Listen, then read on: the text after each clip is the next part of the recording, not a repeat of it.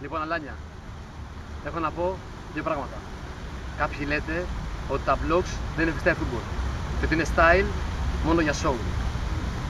Έχω να πω ότι είστε όλοι αυτοί που το λέτε αυτό στενόμυαλοι και ο λόγος είναι ο εξής.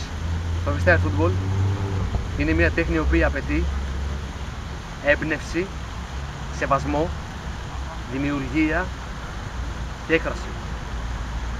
Καλό είναι λοιπόν να μάθετε να σέβεστε όλα τα style και όχι μόνο το δικό σας.